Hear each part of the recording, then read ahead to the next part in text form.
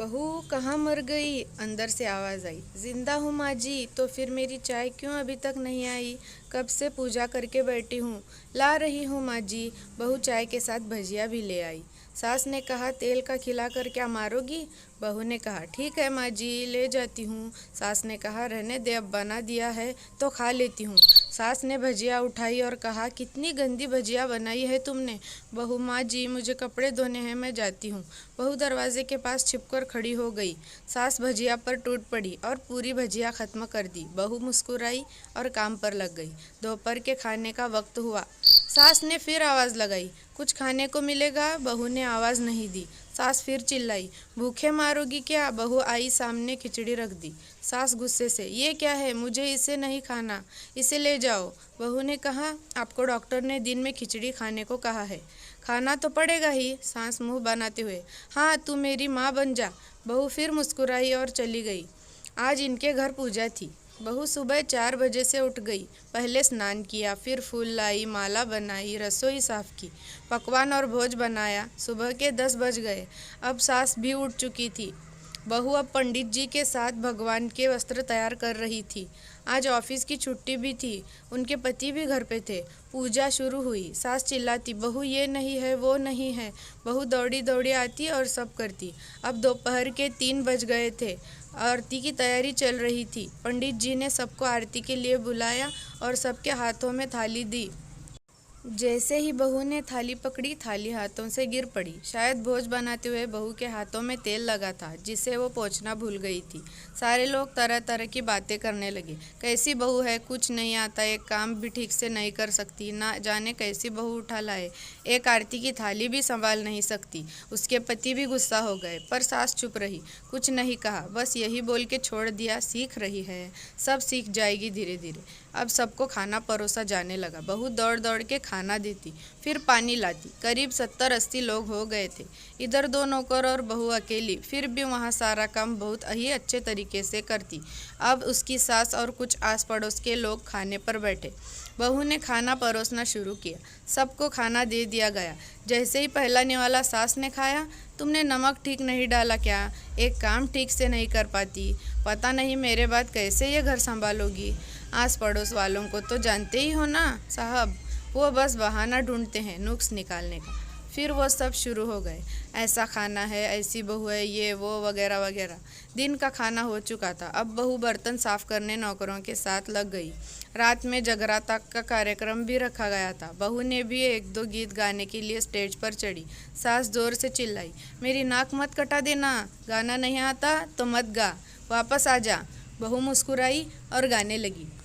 सबने उसके गाने की तारीफ की, पर सास मुंह फुलाते हुए बोली, इससे अच्छा तो मैं गाती थी जवानी में, तुझे तो कुछ भी नहीं आता। बहू मुस्कुराई और चली गई। अब रात का खाना खिलाया जा रहा था। उसके पति के ऑफिस के दोस्त साइड में ही ड्रिंक करने लगे। उसका पति चिल्लाता, थोड़ा बर्फ लाओ, थोड़ा। सास चिल्लाती, यहाँ दाल नहीं है। फिर चिल्लाता, कोल्ड ड्रिंक नहीं है, पापड़ ले आओ। इधर उधर आखिर में उसके पति की शराब गिर पड़ी उसके एक दोस्त पर और बोतल टूट गई। पति गुस्से में 2 झापड़ अपनी पत्नी को लगाते हुए कहता है, जाहिल कहीं की, देख कर नहीं कर सकती, तुझे इतना भी काम नहीं आता। सारे लोग देखने लगे। उसकी पत्नी रोते रोते कमरे में चली गई। दोस्तों ने कहा, क्या यार, पूरा मूड खराब कर दिया, यहाँ नहीं बुलाया होता, हम कहीं और पार्टी कर लेते। कैसी अनपढ़ गंवार बीवी ला रखी है तूने, उसे तो मेहमानों की इज्जत और काम करना तक नहीं आता, तुमने तो हमारी बेइज्जती कर दी। अब आस पड़ोस की औरतों को और बहाना मिल गया था। वो कहने लगी, देखो क्या कर दिया तुम्हारी बहू ने, कोई काम की नहीं है। मैं तो कहती हूँ अपने बेटे की दूसरी शादी करा दो, छुटकारा पाओ इस गंवार से। सास उठी और अपने बेटे के पास जाकर उसे थप्पड़ मारा और कहा, अरे नालायक, तुमने मेरी बहू को मारा, तेरी हिम्मत कैसे हुई, तेरी टांग तोड़ दूंगी। उसके बेटे के दोस्त कुछ कहने ही वाले थे कि उसकी माँ ने घूरते हुए कहा, चुप, बिल्कुल चुप, यहाँ दारू पीने आए हो, जबकि पता है आज पूजा है और तुम्हें पार्टी करनी है। कैसे संस्कार दिए हैं तुम्हारे माता पिता ने? और किसने मेरी बहू को जाहिल बोला? ज़रा इधर आओ, चप्पल से मारूंगी अगर मेरी बहू को किसी ने शब्द भी कहा तो। अरे पापी, तूने उस लड़की को बस इसलिए मारा कि तेरी शराब टूट गई? पापी, वो बच्ची सुबह 4 बजे से उठी है, घर का सारा काम कर रही है, ना सुबह से नाश्ता किया ना दिन का खाना खाया, फिर भी हंसते हुए सबकी बातें सुनते हुए ताने सुनते हुए घर के काम में लगी रही। तेरे यार दोस्तों को वो अच्छी नहीं लगी? जूते से मारूंगी तेरे दोस्तों को जो कभी उन्होंने ऐसा कहा। उसके यार दोस्त चुपके से खिसक लिए। अब सास बहू के कमरे में गई और बहू का हाथ पकड़कर बाहर लाई। सबके सामने कहने लगी, किसने कहा था अपनी बहू को घर से निकाल के दूसरी बहू आना? ज़रा सामने आओ। कोई सामने नहीं आया। फिर सास ने कहा, तुम जानते भी क्या हो इस लड़की के बारे में? ये मेरी माँ भी है, बेटी भी है, इसलिए मुझे गलत काम करने पर डांटती है, और बेटी इसलिए कभी कभी मेरी दिल की भावनाएं समझ जाती है। मेरी दिन रात सेवा करती है, मेरे 1000 ताने सुनती है, पर एक शब्द भी गलत नहीं कहती, ना सामने ना पीठ पीछे। और तुम कहते हो दूसरी बहू ले आऊं? याद है ना छुटकी की दादी, अपनी बहू की करतूत? सास ने गुस्से से पड़ोस की महिला को कहा, अभी पिछले हफ्ते ही तुमने मियाँ बीवी भूखे छोड़ घूमने चले गए थे। मेरी इस बहू ने 7 दिनों तक तुम्हारे घर पर खाना पानी, यहाँ तक कि तुम्हारे पैर दबाने जाती थी, और तुम इसे जाहिल बोलती हो? जाहिल तो तुम सब हो जो कोयले और हीरे में फ़र्क नहीं जानते। अगर आइंदा मेरी बहू के बारे में किसी ने एक लफ्ज़ भी बोला तो मुझसे बुरा कोई नहीं होगा, क्योंकि ये मेरी बहू नहीं, मेरी बेटी है। बहू सिसकियाँ लेते हुए फिर कमरे में चली गई। सास ने एक प्लेट उठाई और भोजन परोसा, बहू के कमरे में खुद ले गई। सास को भोजन लाते देखा तो बहू ने कहा, अरे माँ जी, आप क्या कर रही हो?